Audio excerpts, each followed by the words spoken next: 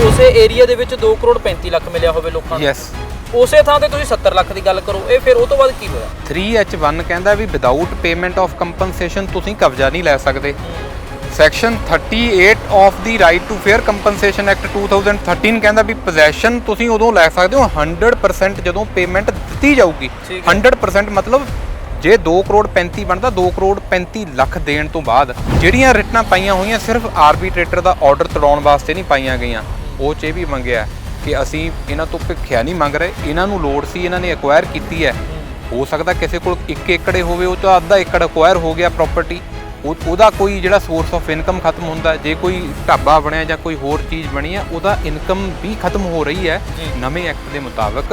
National highway ਤੇ ਖੜੇ ਆ। ਯੈਸ। ਲੋਕਾਂ ਦੇ ਫਾਇਦੇ ਲਈ ਹੈ ਕਿ ਲੁਧਿਆਣਾ ਤੋਂ ਚੰਡੀਗੜ੍ਹ ਸੌਖਾ ਹੋ ਗਿਆ ਆਉਣ ਜਾਣ। ਯੈਸ। ਪਰ ਇੱਕ ਇਹ ਵੀ ਗੱਲ ਹੈਗੀ ਕਿ ਜਿੱਥੇ ਜਿੱਥੇ ਹੁਣ ਕੰਮ ਰੁਕਿਆ ਹੋਇਆ ਹੈ, ਅਦਾਲਤ ਦੇ ਵਿੱਚ ਭਾਵੇਂ ਮਾਮਲਾ ਤੁਸੀਂ ਲੈ ਕੇ ਗਏ ਹੋ, ਪਰ ਉਹਦੇ ਨਾਲ ਖੜੋਤ ਵੀ ਤਾਂ ਪੈ ਰਹੀ ਹੈ ਕੰਮ ਦੇ ਵਿੱਚ ਰੁਕਾਵਟ ਵੀ ਪੈ ਰਹੀ ਹੈ। ਮੇਰੀ ਪਟੀਸ਼ਨ ਚੱਕ ਕੇ ਦੇਖ ਲਓ, ਇੱਕ ਲਾਈਨ ਨਹੀਂ ਕਹੀ ਵੀ ਤੁਸੀਂ ਕੰਮ ਰੋਕ ਦਿਓ। ਸਾਨੂੰ ਪਾਰਲੀਮੈਂਟ ਨੇ ਅਧਿਕਾਰ ਦਿੱਤਾ ਹੈ ਵੀ ਘਰ ਅਗਰ ਤੁਹਾਡਾ ਵਿੱਚ ਆਉਂਦਾ ਹੈ ਤਾਂ 2nd ਤੇ 3rd ਸ਼ਡਿਊਲ ਦੇ ਵਿੱਚ ਤੁਹਾਨੂੰ ਕਲੋਨੀ ਡਿਵੈਲਪ ਕਰਕੇ ਉੱਥੇ ਘਰ ਦਿੱਤਾ ਜਾਵੇ, ਉਹਦੇ ਵਿੱਚ ਬੇਸਿਕ ਅਮਿਨਿਟੀਜ਼ ਦਿੱਤੀਆਂ ਜਾਣ। ਤੁਹਾਨੂੰ ਲੱਗਦਾ ਨਹੀਂ ਜਦੋਂ ਗੱਡੀ ਆ ਰਹੀ ਹੈ ਸਪੀਡ ਤੇ ਅੱਗੇ ਅੰਡਰ ਕੰਸਟਰਕਸ਼ਨ ਹੈ, ਉੱਥੇ ਡਾਈਵਰਜਨ ਲਿਖਿਆ ਹੋਇਆ, ਹਾਦਸੇ ਵਾਪਰਨ ਦਾ ਵੀ ਖਤਰਾ ਹੈ।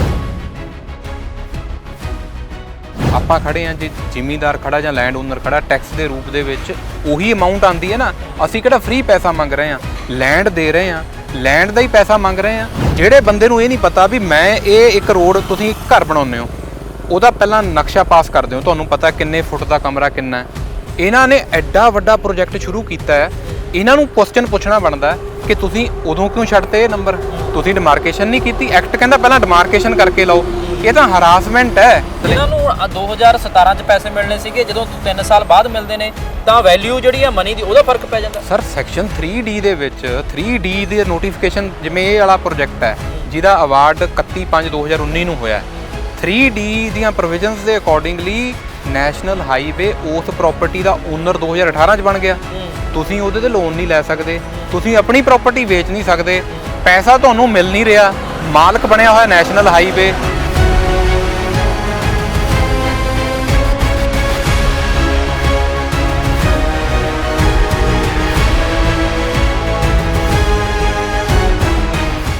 ਸਤਿ ਸ਼੍ਰੀ ਅਕਾਲ ਜੀ, ਮੈਂ ਹਾਂ ਰਣਬੀਰ ਸਿੰਘ ਰਾਣਾ ਤੇ ਇਸ ਵੇਲੇ ਅਸੀਂ ਖੜੇ ਹਾਂ ਨੈਸ਼ਨਲ ਹਾਈਵੇ 05 ਦੇ ਉੱਤੇ।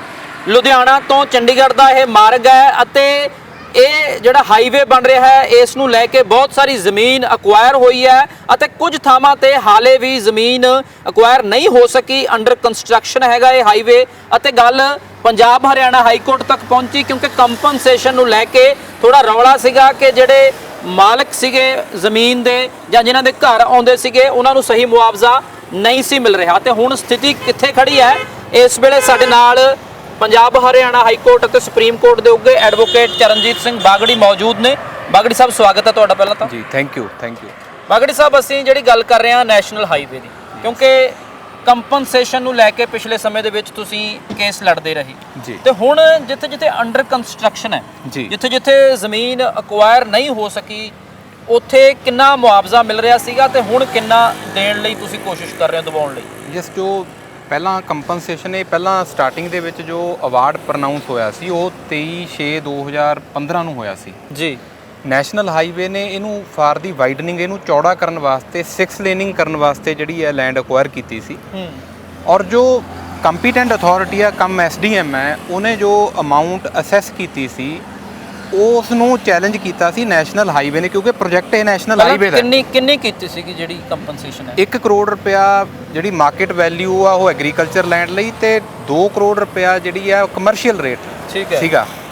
ਬਟ ਇਹ ਕਹਿੰਦੇ ਵੀ ਇਹ ਤਾਂ ਬਹੁਤ ਹਾਇਰ ਸਾਈਡ ਤੇ ਹੈ। ਨੈਸ਼ਨਲ ਹਾਈਵੇ ਦਾ SDM ਕੰਪੀਟੈਂਟ ਅਥਾਰਟੀ ਅਪਾਇੰਟ ਕੀਤਾ ਹੋਇਆ, ਲੈਂਡ ਓਨਰਸ ਦਾ ਤਾਂ ਨਹੀਂ ਹੈ। ਜੀ ਜੀ। ਇਹ ਤੇ ਹੈ ਨਹੀਂ ਵੀ ਲੈਂਡ ਓਨਰਸ ਨੇ ਆਪਣਾ SDM ਲਗਾਇਆ ਤੇ ਉਸ ਤੋਂ ਬਾਅਦ ਮਾਰਕੀਟ ਵੈਲਿਊ ਅਸੈਸ ਕਰਾ ਲਈ। ਉਸ ਤੋਂ ਬਾਅਦ ਇਹਨਾਂ ਨੇ ਅਪੀਲ ਦਾਇਰ ਕੀਤੀ ਆਰਬੀਟ੍ਰੇਟਰ ਕਮਿਸ਼ਨਰ ਕੋਲੇ। ਇਹ ਪਹਿਲਾਂ ਵਾਲੀ ਐਕੁਜੀਸ਼ਨ ਦੀ ਗੱਲ ਦੱਸ ਰਹੇ ਹਾਂ ਜੀ। ਔਰ ਇਹ ਕਹਿਤਾ ਲੈਂਡ ਓਨਰਸ ਨੂੰ ਵੀ ਅਸੀਂ ਤੁਹਾਨੂੰ ਪੇ ਨਹੀਂ ਕਰਨਾ ਕਿਉਂਕਿ ਅਸੀਂ ਅਪੀਲ ਕੀਤੀ ਹੋਈ ਹੈ।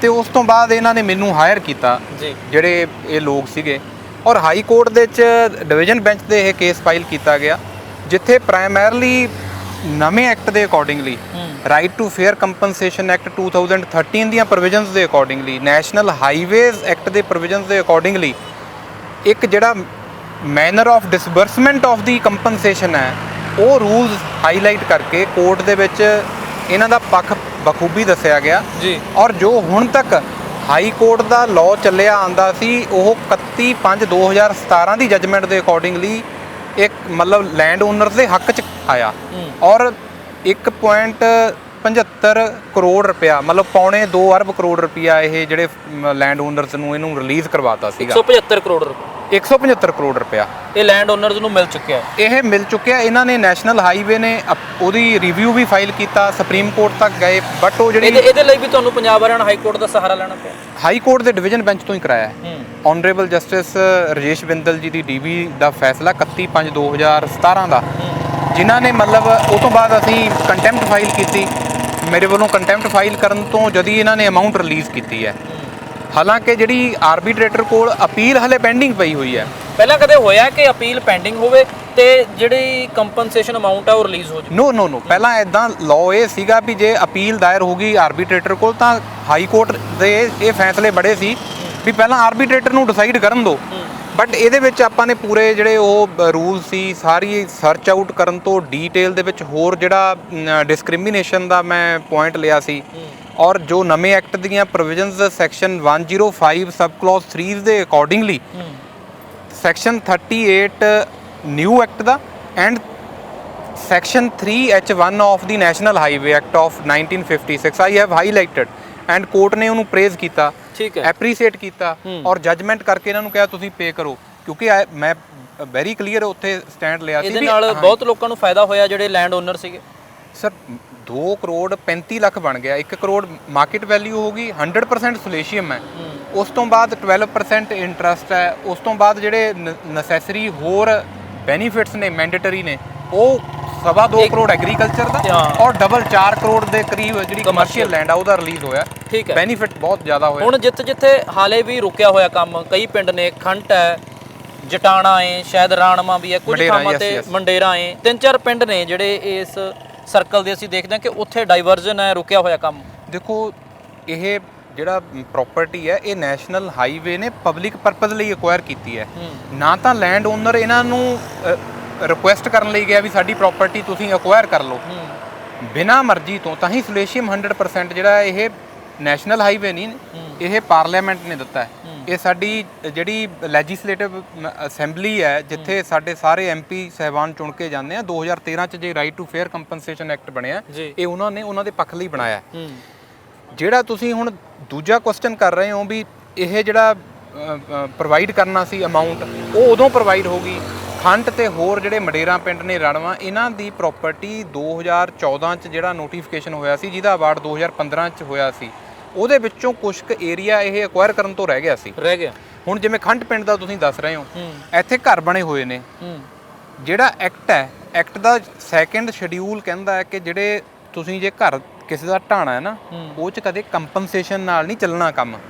ਹੁਣ ਇਹਨਾਂ ਨੇ ਕੀ ਕੀਤਾ ਹੈ, ਜੇ ਘਰ ਦੇ ਵਾਸਤੇ ਇਹਨਾਂ ਨੂੰ ਮਤਲਬ 20 ਫੁੱਟ ਏਰੀਆ ਦੀ ਲੋੜ ਆ, 20 ਫੁੱਟ ਐਕਵਾਇਰ ਕਰ ਲਿਆ, ਬੰਦੇ ਦਾ ਘਰ ਬਣਿਆ 40 ਫੁੱਟ ਏਰੀਆ 'ਚ, 20 ਬਚ ਗਿਆ ਪਿੱਛੇ, ਉਹ 20 ਨੂੰ ਕੀ ਕਰੂਗਾ? 20 ਨੂੰ ਕੀ ਕਰੂਗਾ? ਲੈਂਟਲ ਇੱਕ ਹੈ। ਔਰ ਉਸ ਤੋਂ ਬਾਅਦ ਜਿਹੜਾ ਇਹਨਾਂ ਨੇ ਮਤਲਬ ਅਮੋਲੂਮੈਂਟ ਸੈਕਸ਼ਨ 2nd ਸ਼ਡਿਊਲ ਦੇ ਅਕੋਰਡਿੰਗਲੀ ਹੈ 5 ਲੱਖ ਰੁਪਇਆ ਜਿਹੜਾ ਕੰਪਲਸਰੀ ਜਿਹੜੀ ਤੁਸੀਂ ਉਹਦੇ ਸਾਹਮਣੇ ਮੈਂ ਰੋਕ ਰਿਹਾ ਜਿਹੜਾ ਇਹ ਹੁਣ ਰਹਿ ਗਿਆ ਐਕਵਾਇਰ ਕਰਨਾ, ਇਹਦੇ ਲਈ ਕਿੰਨਾ ਕੰਪਨਸੇਸ਼ਨ ਦੇ ਰਹੀ ਸੀਗੀ NHAI? ਦੇਖੋ ਇਹਨਾਂ ਨੇ ਐਕਵਾਇਰ ਕਰ ਲਿਆ ਸਰ, ਓਨਰਸ਼ਿਪ ਨੈਸ਼ਨਲ ਹਾਈਵੇ ਦੀ ਹੋ ਚੁੱਕੀ ਹੈ ਕਿਉਂਕਿ ਸੈਕਸ਼ਨ 3D ਤੋਂ ਬਾਅਦ ਓਨਰ ਬਣ ਜਾਂਦਾ ਨੈਸ਼ਨਲ ਹਾਈਵੇ। ਠੀਕ ਹੈ, ਇਹ 'ਚ ਮਾਲਕਾਂ ਦੀ ਓਨਰਸ਼ਿਪ ਖਤਮ ਹੋ ਚੁੱਕੀ ਹੈ। ਕੰਪਨਸੇਸ਼ਨ ਜਿਹੜੀ ਹੈ ਪ੍ਰੋਵਾਈਡ ਕੀਤੀ ਹੈ ਕੰਪੀਟੈਂਟ ਅਥਾਰਟੀ ਨੇ, ਉਹੀ ਜਿਹੜੀ 2015 ਚ ਕੀਤੀ ਹੈ ਸੇਮ ਰੇਟ ਤੇ ਕਰਤੀ ਹੈਗੀ ਹੈ। ਇਹਨਾਂ ਨੇ ਚੁੱਕਿਆ ਜਾ ਕੇ ਅਪੀਲ ਕੀਤੀ, ਅਪੀਲ ਕਰਕੇ ਕਲੈਕਟਰ ਰੇਟ ਦੀ ਗੱਲ ਸੀ ਨਾ ਇੱਕ, ਮੈਂ I am coming to that. Appeal ਕੀਤੀ ਆਰਬੀਟਰੇਟਰ ਕੋਲੇ। ਹੁਣ ਮੇਰੀ ਜਜਮੈਂਟ 17 ਚ ਇਹ ਬਣਾਤੀ ਸੀ ਕਿ ਅਮਾਊਂਟ ਪੇ ਕਰੋ ਤੁਸੀਂ, ਉਹਦੇ ਵਿੱਚ ਆਰਬੀਟਰੇਟਰ ਦਾ ਕੋਈ ਅੰਤਰਿਮ ਫੈਸਲਾ ਨਹੀਂ ਸੀ। ਹੁਣ ਆਰਬੀਟਰੇਟਰ ਵੀ ਇਹਨਾਂ ਦਾ ਅਪਾਇੰਟ ਕੀਤਾ ਹੋਇਆ। ਆਰਬੀਟਰੇਟਰ ਦਾ ਫੈਸਲਾ ਆਂਦਾ ਕਿ ਵੀ ਤੁਸੀਂ ਕਲੈਕਟਰ ਰੇਟ ਤੇ ਦੇ ਦਿਓ। ਅੱਛਾ, ਕਲੈਕਟਰ ਰੇਟ ਹੈਗਾ ਮੰਨ ਲਓ ਵੱਧ ਤੋਂ ਵੱਧ 35 ਲੱਖ ਤੋਂ 40 ਲੱਖ ਰੁਪਇਆ ਅਮਾਊਂਟ।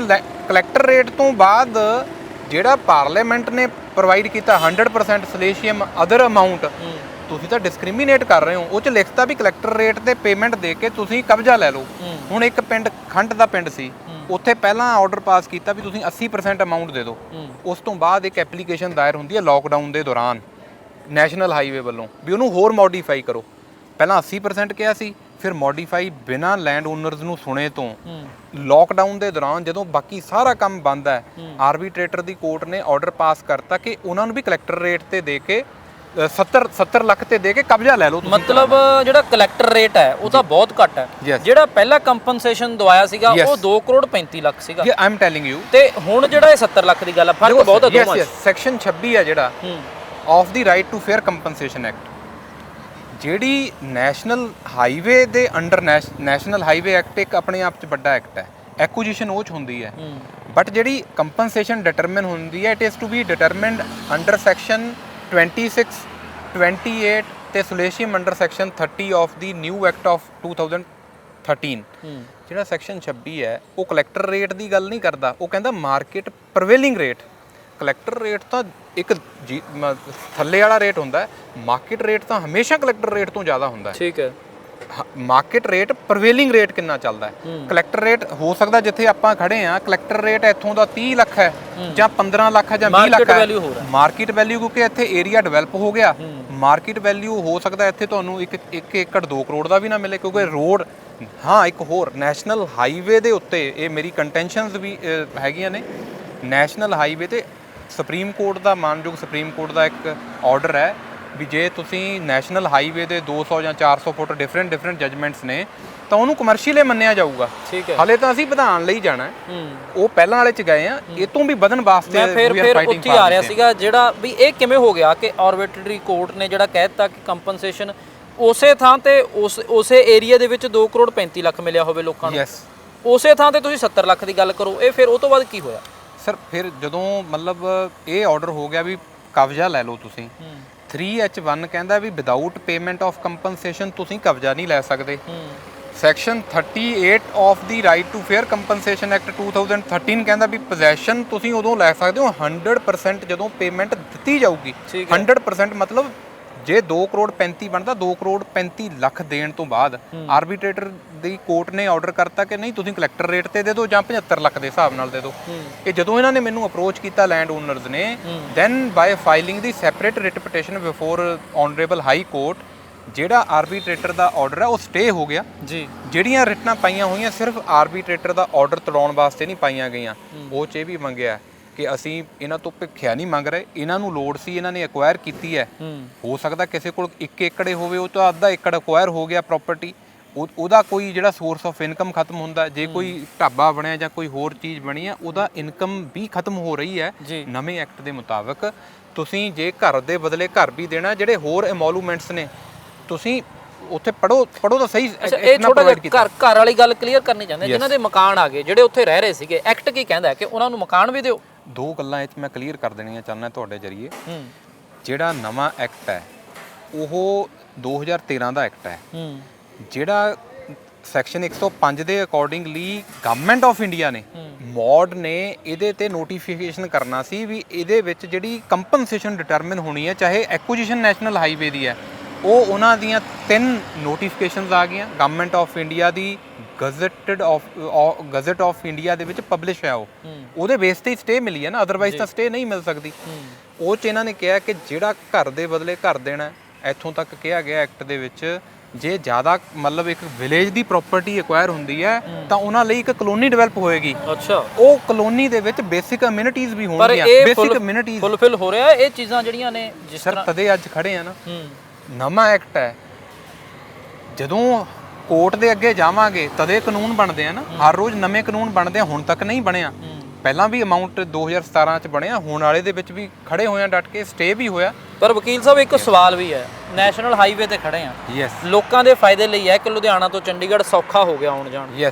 ਪਰ ਇੱਕ ਇਹ ਵੀ ਗੱਲ ਹੈਗੀ ਕਿ ਜਿੱਥੇ ਜਿੱਥੇ ਹੁਣ ਕੰਮ ਰੁਕਿਆ ਹੋਇਆ ਹੈ, ਅਦਾਲਤ ਦੇ ਵਿੱਚ ਭਾਵੇਂ ਮਾਮਲਾ ਤੁਸੀਂ ਲੈ ਕੇ ਗਏ ਹੋ, ਪਰ ਉਹਦੇ ਨਾਲ ਖੜੋਤ ਵੀ ਤਾਂ ਪੈ ਰਹੀ ਹੈ ਕੰਮ ਦੇ ਵਿੱਚ ਰੁਕਾਵਟ ਵੀ ਪੈ ਰਹੀ ਹੈ। ਦੇਖੋ, ਲੈਂਡ ਓਨਰਸ ਵੱਲੋਂ ਮੈਂ ਪ੍ਰੈਜ਼ੈਂਟ ਕਰ ਰਿਹਾ ਇਹ ਕੇਸ ਨੂੰ, ਮੇਰੀ ਪਟੀਸ਼ਨ ਚੱਕ ਕੇ ਦੇਖ ਲਓ, ਇੱਕ ਲਾਈਨ ਨਹੀਂ ਕਹੀ ਵੀ ਤੁਸੀਂ ਕੰਮ ਰੋਕ ਦਿਓ। ਉਹ 'ਚ ਇਹ ਮੰਗਿਆ ਵੀ ਜਿਹੜੀ ਕੰਪਨਸੇਸ਼ਨ ਅਸੈਸ ਤੁਹਾਡੀ ਅਥਾਰਟੀ ਨੇ ਕੀਤੀ ਹੈ ਉਹ ਪੇ ਕਰ ਦਿਓ ਸਾਨੂੰ, ਅਸੀਂ ਇਨਹਾਂਸਮੈਂਟ ਲਈ ਜਾਵਾਂਗੇ। ਜੇ ਸਾਨੂੰ ਪਾਰਲੀਮੈਂਟ ਨੇ ਅਧਿਕਾਰ ਦਿੱਤਾ ਹੈ ਵੀ ਘਰ ਅਗਰ ਤੁਹਾਡਾ ਵਿੱਚ ਆਂਦਾ ਹੈ ਤਾਂ ਸੈਕੰਡ ਤੇ ਥਰਡ ਸ਼ਡਿਊਲ ਦੇ ਵਿੱਚ ਤੁਹਾਨੂੰ ਕਲੋਨੀ ਡਿਵੈਲਪ ਕਰਕੇ ਉੱਥੇ ਘਰ ਦਿੱਤਾ ਜਾਵੇ, ਉਹਦੇ ਵਿੱਚ ਬੇਸਿਕ ਅਮਿਨਿਟੀਜ਼ ਦਿੱਤੀਆਂ ਜਾਣ। ਬੇਸਿਕ ਅਮਿਨਿਟੀਜ਼ ਕੀ ਹੁੰਦਾ ਹੈ? ਗਰਾਊਂਡ ਆਂਦਾ ਹੈ, ਸੈਨੀਟੇਸ਼ਨ, ਪਾਣੀ ਦੀ ਟੈਂਕੀ, ਸਕੂਲ ਬੱਚਿਆਂ ਦੇ ਪੜ੍ਹਨ ਲਈ। ਇਹ ਤਾਂ ਐਕਟ ਕੋਰਟਾਂ ਨੇ ਇੰਟਰਪ੍ਰੀਟ ਕਰਨਾ। ਬਿਲਕੁਲ ਕੋਈ ਲੈਂਡ ਓਨਰ ਇਸ ਨੂੰ ਰੋਕ ਕਰਨ ਵਿੱਚ ਰਾਜੀ ਨਹੀਂ। ਜਦੋਂ ਇਜਾਜ਼ਤ ਹੀ ਹੁੰਦੀ ਹੈ ਉਦੋਂ ਹੀ ਕੋਰਟ 'ਚ ਗਏ ਆ। ਔਰ ਪਰ ਤੁਹਾਨੂੰ ਲੱਗਦਾ ਨਹੀਂ ਜਦੋਂ ਗੱਡੀ ਆ ਰਹੀ ਹੈ ਸਪੀਡ ਤੇ ਅੱਗੇ ਉਹ ਅੰਡਰ ਕੰਸਟਰਕਸ਼ਨ ਉੱਥੇ ਡਾਈਵਰਜਨ ਲਿਖਿਆ ਹੋਇਆ, ਹਾਦਸੇ ਵਾਪਰਨ ਦਾ ਵੀ ਖਤਰਾ ਰਹਿੰਦਾ? ਦੇਖੋ ਤੁਸੀਂ ਇਹ ਇਹਨਾਂ ਦੀ ਨਲਾਇਕੀ ਹੈ। ਅਸੀਂ ਟੈਕਸ ਜੇ ਤੁਸੀਂ ਆਪਾਂ ਖੜੇ ਆ, ਜੇ ਜ਼ਿਮੀਂਦਾਰ ਖੜਾ ਜਾਂ ਲੈਂਡ ਓਨਰ ਖੜਾ, ਟੈਕਸ ਦੇ ਰੂਪ ਦੇ ਵਿੱਚ ਉਹੀ ਅਮਾਊਂਟ ਆਉਂਦੀ ਹੈ ਨਾ। ਅਸੀਂ ਕਿਹੜਾ ਫ੍ਰੀ ਪੈਸਾ ਮੰਗ ਰਹੇ ਹਾਂ, ਲੈਂਡ ਦੇ ਰਹੇ ਹਾਂ, ਲੈਂਡ ਦਾ ਹੀ ਪੈਸਾ ਮੰਗ ਰਹੇ ਹਾਂ, ਮੰਗ ਵੀ ਉਹ ਰਹੇ ਹਾਂ ਜੋ ਕਾਨੂੰਨਨ ਹੈ। ਅੱਛਾ, ਦੇਰੀ ਕਿਉਂ ਹੋ ਗਈ ਹੁਣ ਇਸ? ਬਾਕੀ ਜੇ ਜਗ੍ਹਾ ਅਕਵਾਇਰ ਹੋ ਸਕਦੀ ਸੀਗੀ ਤਾਂ ਇਹ ਜਗ੍ਹਾ ਰਹਿ ਕਿਵੇਂ ਗਈ? ਦੇਖੋ ਇਹ ਰੈਵਨਿਊ ਡਿਪਾਰਟਮੈਂਟ ਦੀ ਬੜੀ ਵੱਡੀ ਨਲਾਇਕੀ ਹੈ। ਇਹ 2015 'ਚ ਹੋ ਜਾਣੀ ਚਾਹੀਦੀ ਸੀ। ਜਦੋਂ ਤੁਹਾਨੂੰ ਹੁਣ ਰੈਵਨਿਊ ਡਿਪਾਰਟਮੈਂਟ ਦੇ ਅੰਡਰ ਸੀ ਸਾਰਾ ਹੀ ਇਹ, ਇਹਨਾਂ ਦੀ ਪਟਵਾਰੀ ਨੇ, ਇਹਨਾਂ ਦੇ ਆਫੀਸਰ ਨੇ, ਇਹਨਾਂ ਦੀ ਐਸਡੀਐਮ ਨੇ, ਇਹਨਾਂ ਦੇ ਡੀਸੀ ਨੇ। ਜਿਹੜੇ ਬੰਦੇ ਨੂੰ ਇਹ ਨਹੀਂ ਪਤਾ ਵੀ ਮੈਂ ਇਹ ਇੱਕ ਰੋਡ, ਤੁਸੀਂ ਘਰ ਬਣਾਉਂਦੇ ਹੋ ਉਹਦਾ ਪਹਿਲਾਂ ਨਕਸ਼ਾ ਪਾਸ ਕਰਦੇ ਹੋ, ਤੁਹਾਨੂੰ ਪਤਾ ਕਿੰਨੇ ਫੁੱਟ ਦਾ ਕਮਰਾ ਕਿੰਨਾ ਹੈ। ਇਹਨਾਂ ਨੇ ਐਡਾ ਵੱਡਾ ਪ੍ਰੋਜੈਕਟ ਸ਼ੁਰੂ ਕੀਤਾ ਹੈ। ਇਹਨਾਂ ਨੂੰ ਕੁਐਸਚਨ ਪੁੱਛਣਾ ਬਣਦਾ ਕਿ ਤੁਸੀਂ ਉਦੋਂ ਕਿਉਂ ਛੱਡਤੇ ਇਹ ਨੰਬਰ? ਤੁਸੀਂ ਡਿਮਾਰਕੇਸ਼ਨ ਨਹੀਂ ਕੀਤੀ। ਐਕਟ ਕਹਿੰਦਾ ਪਹਿਲਾਂ ਡਿਮਾਰਕੇਸ਼ਨ ਕਰਕੇ ਲਾਓ। ਇਹ ਤਾਂ ਹਰਾਸਮੈਂਟ ਹੈ। ਜੇ ਕਿਤੇ ਪਹਿਲਾਂ ਇੱਕੋ 'ਚ ਹੁੰਦਾ, ਹੁਣ ਅਲੱਗ-ਅਲੱਗ ਕੇਸ ਪਾਉਂਦੇ ਫਿਰਦੇ ਨੇ ਜਿਹੜੇ ਲੈਂਡ ਓਨਰਸ ਨੇ। ਨਾਲੇ ਜਿਨ੍ਹਾਂ ਨੂੰ 2017 'ਚ ਪੈਸੇ ਮਿਲਣੇ ਸੀਗੇ, ਜਦੋਂ 3 ਸਾਲ ਬਾਅਦ ਮਿਲਦੇ ਨੇ ਤਾਂ ਵੈਲਿਊ ਜਿਹੜੀ ਆ ਮਨੀ ਦੀ ਉਹਦਾ ਫਰਕ ਪੈ ਜਾਂਦਾ। ਸਰ ਸੈਕਸ਼ਨ 3D ਦੇ ਵਿੱਚ 3D ਦੀ ਨੋਟੀਫਿਕੇਸ਼ਨ, ਜਿਵੇਂ ਇਹ ਵਾਲਾ ਪ੍ਰੋਜੈਕਟ ਹੈ ਜਿਹਦਾ ਅਵਾਰਡ 31/5/2019 ਨੂੰ ਹੋਇਆ, 3D ਦੀਆਂ ਪ੍ਰੋਵੀਜ਼ਨਸ ਦੇ ਅਕੋਰਡਿੰਗਲੀ ਨੈਸ਼ਨਲ ਹਾਈਵੇ ਉਸ ਪ੍ਰਾਪਰਟੀ ਦਾ ਓਨਰ 2018 'ਚ ਬਣ ਗਿਆ। ਤੁਸੀਂ ਉਹਦੇ ਤੇ ਲੋਨ ਨਹੀਂ ਲੈ ਸਕਦੇ, ਤੁਸੀਂ ਆਪਣੀ ਪ੍ਰਾਪਰਟੀ ਵੇਚ ਨਹੀਂ ਸਕਦੇ, ਪੈਸਾ ਤੁਹਾਨੂੰ ਮਿਲ ਨਹੀਂ ਰਿਹਾ, ਮਾਲਕ ਬਣਿਆ ਹੋਇਆ ਨੈਸ਼ਨਲ ਹਾਈਵੇ, ਪੈਸੇ ਤੁਹਾਨੂੰ ਮਿਲ ਨਹੀਂ ਰਹੇ, ਕੋਰਟ ਕਰਨਗੇ ਕੀ? ਇਹ ਤਾਂ ਐਕਸਪਲੋਇਟੇਸ਼ਨ ਹੈ। ਅੱਛਾ, ਇੱਕ ਹੋਰ ਇਹਦੇ ਵਿੱਚ ਕਿ ਜਦੋਂ ਲੈਂਡ ਅਕਵਾਇਰ ਹੁੰਦੀ ਹੈ ਤਾਂ ਕਿੰਨੀ ਦੇਰ ਦੇ ਵਿੱਚ ਮਾਲਕ ਨੂੰ, ਹਾਲਾਂਕਿ ਤੁਸੀਂ ਕਹਿੰਦੇ ਮਾਲਕੀ ਤਾਂ ਬਦਲ ਵੀ ਗਈ, ਪਰ ਫਿਰ ਵੀ ਕੰਪਨਸੇਸ਼ਨ ਕਿੰਨਾ ਹੈਗੀ ਹੈ, ਟਾਈਮ ਕਿੰਨਾ ਹੈ, ਅਵਧੀ ਕਿੰਨੀ? 3H1 ਕਹਿੰਦਾ ਵੀ ਜਦੋਂ ਤੁਸੀਂ ਕਬਜ਼ਾ ਲੈਣ ਤੋਂ ਪਹਿਲਾਂ 100% ਤੁਸੀਂ ਪੇਮੈਂਟ ਰਿਲੀਜ਼ ਕਰਨੀ ਜ਼ਰੂਰੀ ਹੈ। ਕਬਜ਼ਾ ਜਦੋਂ ਲੈਣਾ, I am telling you. Section 38 ਕਹਿੰਦਾ 100% ਤੁਸੀਂ ਜਿਹੜੀ ਹੈ amount within time period of 6 month ਤੁਸੀਂ ਪੇ ਕਰਨੀ ਹੈ ਅਵਾਰਡ ਤੋਂ। ਜਿਹੜੇ manner of disbursement of the rule under section 9 ਬਣੇ ਹੋਏ ਨੇ ਨੈਸ਼ਨਲ ਹਾਈਵੇ ਐਕਟ ਦੇ ਵਿੱਚ, ਸੈਂਟਰਲ ਗਵਰਨਮੈਂਟ ਨੇ ਕੀਤੇ ਨੇ, ਉਹ 2019 'ਚ ਅਮੈਂਡ ਹੋਏ ਨੇ। ਜਿਹੜੇ ਪਹਿਲਾਂ ਪ੍ਰਵੇਲਿੰਗ ਸੀਗੇ 1998 ਦੇ ਬਣੇ ਹੋਏ, ਉਹ ਕਹਿੰਦੇ ਸੀ 7 ਦਿਨ ਦੇ ਵਿੱਚ ਤੁਸੀਂ ਪੇਮੈਂਟ ਰਿਲੀਜ਼ ਕਰਨੀ ਹੈ।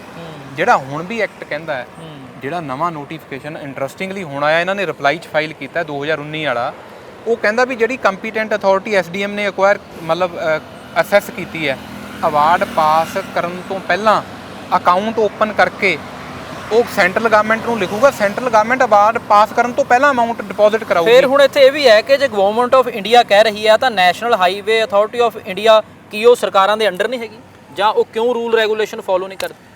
ਇਸੇ ਕਰਕੇ ਤਾਂ ਕੋਰਟ ਜਾਣਾ ਪਿਆ ਹੈ। ਰੂਲ ਜਿਹੜੇ ਨੇ ਉਹ ਬਣੇ ਪਏ ਨੇ, ਪਾਰਲੀਮੈਂਟ ਨੇ ਰੂਲ ਬਣਾਏ ਨੇ, ਇੰਪਲੀਮੈਂਟ ਨਹੀਂ ਹੋ ਰਹੇ। ਪਹਿਲਾਂ ਵੀ ਕੋਰਟ ਤੋਂ ਇੰਪਲੀਮੈਂਟ ਕਰਾਏ ਆ ਤੇ ਹੁਣ ਵੀ ਕੋਰਟ ਨੇ ਇਸੇ ਕਰਕੇ ਸਟੇ ਕੀਤਾ ਹੋਇਆ। ਠੀਕ ਹੈ, ਇੱਕ ਹੋਰ ਸੀਗਾ ਜਿਹੜਾ ਇਹ ਰੋਡ ਹੈ, ਇਹਦਾ ਕਿਨਾਰੇ ਤੋਂ ਕਿੰਨੇ ਫੁੱਟ ਤੱਕ ਦੀ ਲੈਂਡ ਹੈ ਜਿਹੜੀ ਉਹ ਅਕਵਾਇਰ ਕਰਨੀ ਹੁੰਦੀ ਹੈ ਜਾਂ ਜਗ੍ਹਾ ਛੱਡਣੀ ਹੁੰਦੀ ਹੈ? ਦੇਖੋ ਇਹ ਕਿਉਂਕਿ ਪਿਛਲੇ ਸਮੇਂ ਦੇ ਵਿੱਚ ਕਾਫੀ ਵਧਿਆ ਕਿ ਕੁਝ ਢਾਬੇ ਸੀਗੇ ਜਿਹੜੇ ਇਸ ਰੋਡ ਸਾਈਡ ਤੇ ਉਹਨਾਂ ਨੂੰ ਢਾਉਣ ਤੱਕ ਦੀ ਨੌਬਤ ਆ ਗਈ ਸੀ। ਦੇਖੋ ਜਿਵੇਂ ਰਾਜਾ ਢਾਬਾ ਸੀ, ਇਹਨੂੰ ਤਾਂ ਢਾਉਣ ਲਈ ਵੀ ਪਹੁੰਚ ਗਏ ਸੀ। ਇਹ ਹਾਈ ਕੋਰਟ ਦੇ ਆਰਡਰ ਸੀ ਵੀ ਜਿਹੜਾ ਗਮਾਡਾ ਹੈ, ਗਮਾਡਾ ਦਾ ਹਾਈਲਾਈਟ ਹੋਇਆ ਵੀ ਤੁਸੀਂ ਜਿਹੜੀਆਂ ਪ੍ਰਾਪਰਟੀ ਇਲੀਗਲ ਨੇ, ਨੋ ਕੰਸਟਰਕਸ਼ਨ ਜ਼ੋਨ ਦੀ ਤੁਸੀਂ ਗੱਲ ਕੀਤੀ ਹੈ ਵੀ ਜਿਹੜੀਆਂ ਵਿੱਚ ਆਉਂਦੀਆਂ ਇਹਨਾਂ ਨੂੰ ਢਾਹ ਕੇ ਰਿਪੋਰਟ ਕਰੋ ਤੁਸੀਂ।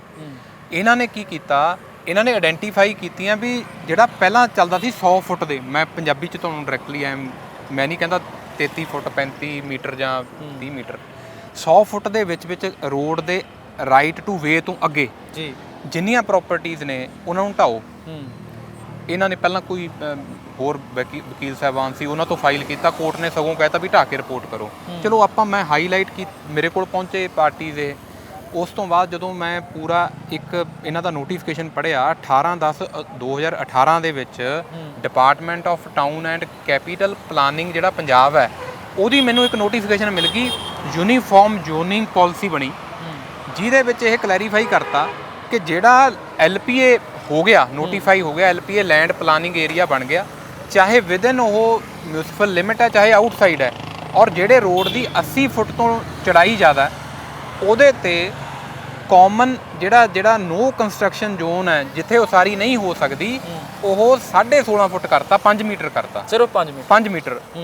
ਪਹਿਲਾਂ ਸੀ ਉਹ 100 ਫੁੱਟ ਤੱਕ। ਫਿਰ ਇਹ ਸਮਝਾਉਣ ਚ ਜਿਹੜੇ ਨੈਸ਼ਨਲ ਅਥਾਰਟੀ ਆਫ ਇੰਡੀਆ ਦੇ ਅਧਿਕਾਰੀ ਨੇ ਉਹਨਾਂ ਨੂੰ ਇਹ ਨੋਟੀਫਿਕੇਸ਼ਨ ਪੜਿਆ ਨਹੀਂ, ਉਹ ਢਾਉਣ ਕਿਉਂ ਆ ਗਏ ਸੀਗੇ? ਨੈਸ਼ਨਲ ਹਾਈਵੇ ਵਾਲੇ ਨਹੀਂ ਆਏ, ਗਮਾਡਾ ਵਾਲੇ ਆਏ। ਗਮਾਡਾ ਦੇ ਚੀਫ ਐਡਮਿਨਿਸਟ੍ਰੇਟਰ ਇਸ ਦੀ ਹੈਡ।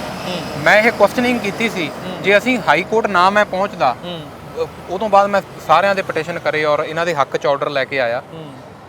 ਅਗਰ ਇਹ ਹਾਈ ਕੋਰਟ ਨਾ ਪਹੁੰਚਦੇ ਤਾਂ ਢਾਤੀਆਂ ਸੀ ਬਿਲਡਿੰਗ। ਕੌਣ ਜ਼ਿੰਮੇਵਾਰ ਸੀ ਫਿਰ? ਜਿਹੜੇ ਡਿਪਾਰਟਮੈਂਟ ਦੀ ਜ਼ਿੰਮੇਵਾਰੀ ਐਡੀ ਚੇਅਰ ਤੇ ਬੈਠ ਕੇ ਬਣਦੀ ਹੈ ਕਿ ਉਹ ਰੂਲ ਨੂੰ ਫੋਲੋ ਕਰੇ, ਉਦੋਂ ਰੂਲ ਫੋਲੋ ਕਰਨ ਵਾਸਤੇ ਇੱਕ ਆਹ ਫਤਿਹਗੜ੍ਹ ਸਾਹਿਬ ਡਿਸਟ੍ਰਿਕਟ ਦੇਖੋ ਕਿੱਡੀ ਦੂਰ ਹੈ ਇਹ ਆ ਕੇ ਮੋਹਾਲੀ ਤੋਂ। ਕੀ ਪ੍ਰੋਬਲਮ ਹੈ ਜਿਹੜੇ ਇਹ EMPLOYEES ਨੇ, ਇਹ ਲੋਕਾਂ ਨੂੰ ਡਰਾ ਧਮਕਾ ਕੇ, ਮਤਲਬ ਮੈਂ ਨਹੀਂ ਚਾਹੁੰਦਾ ਵੀ ਇਹ ਮੈਂ ਮਤਲਬ ਆਈ ਕਮੈਂਟ ਡਾਇਰੈਕਟਲੀ ਵੀ ਕੌਣ ਬੰਦਾ ਬਰਾਈਬ ਲੈਂਦਾ। ਹਾਂ, ਮੇਰੇ ਕਲਾਇੰਟਸ ਨੇ ਇਹ ਜ਼ਰੂਰ ਕਲੀਅਰ ਕੀਤਾ ਵੀ ਸਾਤੋਂ 20 ਲੱਖ ਮੰਗਦੇ ਸੀ, ਕਿਸੇ ਤੋਂ 21 ਲੱਖ, ਜਿਹਦੀ ਇਸੇ ਕਰਕੇ ਫਿਰ ਮੋਹਾਲੀ ਛੱਡ ਕੇ, ਖਰੜ ਛੱਡ ਕੇ, ਮੰਡਾ ਛੱਡ ਕੇ, ਸਾਰਾ ਛੱਡ ਕੇ ਇੱਥੇ ਕੋਰਟ 'ਚ ਕਿਹਾ ਸੀ। ਮੈਂ ਕਿਹਾ ਤੁਸੀਂ ਖਰੜ ਤੋਂ ਸਟਾਰਟ ਹੋ ਜਾਓ ਨਾ, ਨੈਸ਼ਨਲ ਹਾਈਵੇ ਬਿਲਕੁਲ ਹੁਣ ਅਕਵਾਇਰ ਹੋ ਕੇ ਦੁਬਾਰਾ ਬਣ ਰਹੀਆਂ ਬਿਲਡਿੰਗਾਂ, ਐਜ ਤੇ ਬਣ ਰਹੀਆਂ, ਉੱਥੇ ਇਹਨਾਂ ਨੂੰ ਦਿਖਦਾ ਨਹੀਂ ਗਮਾਡਾ ਵਾਲਿਆਂ ਨੂੰ। ਹੁਣ ਗਮਾਡਾ ਲਈ ਕੋਈ ਹੋਰ ਰੂਲ ਆਵੇ ਫਿਰ ਨੋਟੀਫਿਕੇਸ਼ਨ ਵੱਖਰਾ ਆਵੇ। ਉੱਥੇ ਤਾਂ ਮਾਸਟਰ ਪਲਾਨ ਵੀ ਲਾਗੂ ਹੈ, ਇਸ ਏਰੀਏ ਦੇ ਵਿੱਚ LPA ਹੋਇਆ, ਮਾਸਟਰ ਪਲਾਨ ਲਾਗੂ ਨਹੀਂਗਾ। ਕੋਰਟ ਨੇ ਇਹਨਾਂ ਕੰਟੈਂਸ਼ਨਸ ਨੂੰ ਐਪਰੀਸ਼ੀਏਟ ਕਰਕੇ ਇਹਨਾਂ ਦੇ ਕੀਤੇ ਹੋਏ ਆਰਡਰ, ਜਿੱਥੇ ਆਰਡਰ ਇਹ ਕਰਤਾ ਸੀ ਵੀ ਇਹਨਾਂ ਨੂੰ ਢਾਣਾ ਹੈ, ਸਰ ਇਹ ਆਰਡਰ ਗਮਾਡਾ ਦੇ ਚੀਫ ਐਡਮਿਨਿਸਟ੍ਰੇਟਰ ਦੇ ਪਾਸ ਕੀਤੇ ਹੋਏ ਆਰਡਰ ਤੜਵਾਏ ਨੇ। ਇਹ ਵੀ ਦੋਹਰੇ ਬੈਂਚ ਦਾ, ਇੱਕ ਨਹੀਂ ਮਤਲਬ ਕੈਪਟਨ ਢਾਬਾ, ਜ਼ਿਮੀਂਦਾਰਾ ਢਾਬਾ, ਜਿੰਨੇ ਵੀ ਇਹ ਸਟ੍ਰੈਚ ਦੇ ਉੱਤੇ, ਕਿਉਂਕਿ ਹਰ ਇੱਕ ਨੇ ਪੁਰਾਣੇ ਵੀ ਬਣੇ ਹੋਏ ਸੀ, ਕਈ ਤਾਂ ਪੁੱਡਾ ਐਕਟ ਨੂੰ ਹੋਂਦ ਚ ਆਉਣ ਤੋਂ ਪਹਿਲਾਂ ਦੇ ਬਣੇ ਹੋਏ ਨੇ। ਅੱਛਾ, ਹੁਣ ਅਗਲੀ ਹੀਅਰਿੰਗ ਜਿਹੜੇ ਦੂਜੇ ਕੇਸ ਦੀ ਕੰਪਨਸੇਸ਼ਨ ਦੀ ਕਦੋਂ ਹੈ ਤੇ ਕਦੋਂ ਤੱਕ ਹੋ ਸਕਦਾ ਕਿ ਫੈਸਲਾ ਆ ਜਾਵੇ ਅਗਲਾ? ਦੇਖੋ, ਫੈਸਲਾ ਤਾਂ ਵੈਰੀ ਕਲੀਅਰ ਹੈ ਵੀ ਮੈਂ ਉਹ ਚ ਕਵਰ ਕਰ ਰਿਹਾ ਇਹਨੂੰ। ਅਮਾਊਂਟ ਕੰਪਨਸੇਸ਼ਨ ਲੈਣ ਦੀ ਹੈ, ਕਿੰਨਾ ਫੰਡ ਹੈ, ਕਿੰਨੀ ਅਮਾਊਂਟ ਇਹਨਾਂ ਕੋਲ ਹੈ। ਟੋਲ ਪਲਾਜ਼ੇ ਹਲੇ ਕੰਪਲੀਟ ਰੋਡ ਨਹੀਂ ਹੋਇਆ, ਵਾਇਲੇਸ਼ਨ ਕਰਕੇ ਉਹ ਲੱਗੇ ਹੋਏ ਨੇ। ਤੁਸੀਂ ਇਹ ਵੀ ਮੁੱਦਾ ਚੁੱਕਿਆ ਅਦਾਲਤ ਦੇ ਵਿੱਚ ਸਰ ਇਹ ਹਾਲੇ ਅੰਡਰ ਕੰਸਟਰਕਸ਼ਨ ਹੈ ਤੇ ਟੋਲ ਲੱਗ ਗਿਆ? ਨਹੀਂ, ਮੈਂ ਇਹ ਮੁੱਦਾ ਨਹੀਂ ਚੁੱਕਿਆ ਹਲੇ, ਕਿਉਂਕਿ ਪਹਿਲਾਂ ਤਾਂ ਇਹੀ ਚੱਲ ਰਿਹਾ, ਹਲੇ ਹੋਰ ਵਰਕ ਹੈ। ਬਟ ਮੈਂ ਤੁਹਾਨੂੰ ਦੱਸਦਾ, ਤੁਸੀਂ ਗੱਲ ਕੀਤੀ ਸੀ ਵੀ ਤੁਸੀਂ ਵਿਘਨ ਪਾ ਰਹੇ ਹੋ, ਅਸੀਂ ਕਹਿ ਰਹੇ ਹਾਂ ਅਸੀਂ ਵਿਘਨ ਨਹੀਂ ਪਾ ਰਹੇ। ਤੁਸੀਂ ਗਵਰਨਮੈਂਟ ਆਪਣੀ ਜਿਹੜੀ ਡਿਊਟੀ ਉਹਨੂੰ ਡਿਸਚਾਰਜ ਨਹੀਂ ਕਰ ਰਹੀ ਜੀ। ਡਿਸਚਾਰਜ ਕਿੱਦਾਂ ਕਰਨਾ? ਜਿਵੇਂ ਐਕਟ ਕਹਿੰਦਾ, ਹਲੇ ਤਾਂ ਐਕਟ ਤੋਂ ਬਾਹਰ ਅਸੀਂ ਗਏ ਨਹੀਂ, ਹਲੇ ਵਧਾਉਣ ਲਈ ਅਸੀਂ ਜਾਣਾ। ਜੇ ਤਾਂ ਅਸੀਂ ਵਧਾਉਣ ਲਈ ਪਹਿਲਾਂ ਰੋਕ ਲਾਤੀ ਹੈ ਫਿਰ ਤਾਂ ਗੱਲ ਵੱਖਰੀ ਹੈ। ਅਸੀਂ ਤਾਂ ਹਲੇ ਬੇਸਿਕ ਰਾਈਟ ਮੰਗ ਰਹੇ ਹਾਂ। ਔਰ next date of hearing is the 11th of September, ਜਿਹਦੇ ਵਿੱਚ ਇਹਨਾਂ ਨੇ ਪੂਰੀ ਟੀਮ ਹਾਇਰ ਕੀਤੀ ਹੈ। ਇੱਕ ਸੀਨੀਅਰ ਐਡਵੋਕੇਟ ਵੀ ਹਾਇਰ ਕੀਤੇ ਨੇ, 3 ਐਡਵੋਕੇਟ ਪਹਿਲਾਂ ਹੀ ਪ੍ਰੈਜ਼ੈਂਟ ਹੋ ਰਹੇ ਨੇ। ਇਹ ਪਹਿਲਾਂ ਵੀ ਉਦੋਂ ਵੀ ਇਹਨਾਂ ਨੇ ਮਤਲਬ ਦਿੱਲੀ ਤੋਂ ਹਾਇਰ ਕੀਤੇ ਸੀ, ਅੰਗੇਜ ਕੀਤੇ ਸੀ ਕੌਂਸਲ ਨੈਸ਼ਨਲ ਹਾਈਵੇ ਨੇ, ਕਿਉਂਕਿ ਨੈਸ਼ਨਲ ਹਾਈਵੇ ਨਹੀਂ ਸੀ ਚਾਹੁੰਦਾ ਵੀ ਜਿਹੜਾ ਲਾਅ ਚੱਲਿਆ ਹੋਇਆ ਇਹਨਾਂ ਦੇ ਫੇਵਰ 'ਚ ਬਣਿਆ ਹੋਇਆ ਕਰੋੜਾਂ ਦਾ, ਵੀ ਇਹ ਲੈਂਡ ਓਨਰਸ ਨੂੰ ਕੋਈ ਪ੍ਰਾਪਰਟੀ ਜਾਂ ਅਮਾਊਂਟ ਜਿਹੜੀ ਰਿਲੀਜ਼ ਹੋਵੇ। ਬਹੁਤ ਧੰਨਵਾਦ ਚਰਨਪਾਲ ਸਿੰਘ ਬਾਗੜੀ ਸਾਹਿਬ। ਸੋ ਤੁਸੀਂ ਐਡਵੋਕੇਟ ਸਾਹਿਬ ਦੀ ਗੱਲ ਸੁਣੀ ਹੈ। ਨੈਸ਼ਨਲ ਜਿਹੜੀ ਹਾਈਵੇ ਅਥਾਰਟੀ ਆਫ ਇੰਡੀਆ ਇਸ ਨੂੰ ਲੈ ਕੇ ਜਿਹੜੀ ਰਿਟ ਪਟੀਸ਼ਨਾਂ ਫਾਈਲ ਕੀਤੀਆਂ ਗਈਆਂ ਸੀਗੀਆਂ ਮਾਨਯੋਗ ਅਦਾਲਤ ਦੇ ਵਿੱਚ ਕਿ ਕੰਪਨਸੇਸ਼ਨ ਜਿਹੜਾ ਹੈ ਉਹ ਸਹੀ ਢੰਗ ਨਾਲ ਨਹੀਂ ਸੀ ਮਿਲ ਰਿਹਾ। ਕਈ ਊਣਤਾਈਆਂ ਇਹਦੇ ਵਿੱਚ ਨਜ਼ਰ ਆਈਆਂ ਨੇ। ਭਵਿੱਖ ਦੇ ਵਿੱਚ ਦੇਖਣਾ ਹੋਏਗਾ ਕਿ ਕੀ ਕਾਰਵਾਈ ਹੁੰਦੀ ਹੈ, ਪਰ ਇੰਨਾ ਜ਼ਰੂਰ ਹੈ ਕਿ ਜਿਨ੍ਹਾਂ ਦੀ ਜ਼ਮੀਨ ਦੇ ਵਿੱਚੋਂ ਹਾਈਵੇ ਲੰਘਦੇ ਨੇ ਉਹਨਾਂ ਨੂੰ ਪਤਾ ਹੈ ਕਿ ਕੀ ਬੀਤਦੀ ਹੈ, ਜਿਨ੍ਹਾਂ ਦੇ ਘਰ ਟਹਿੰਦੇ ਨੇ ਉਹਨਾਂ ਨੂੰ ਪਤਾ ਹੈ ਕਿ ਕੀ ਬੀਤਦੀ ਹੈ। ਜਿਹੜੇ ਨੋਟੀਫਿਕੇਸ਼ਨ ਹੋਏ ਨੇ ਉਹ ਇੰਪਲੀਮੈਂਟ ਕਿਉਂ ਨਹੀਂ ਹੁੰਦੇ, ਸਵਾਲ ਇਹੀ ਹੈ। ਫਿਲਹਾਲ ਕੈਮਰਾਮੈਨ ਦਰਸ਼ਨ ਦਰਸ਼ੀ ਦੇ ਨਾਲ ਰਣਬੀਰ ਸਿੰਘ ਰਾਣਾ।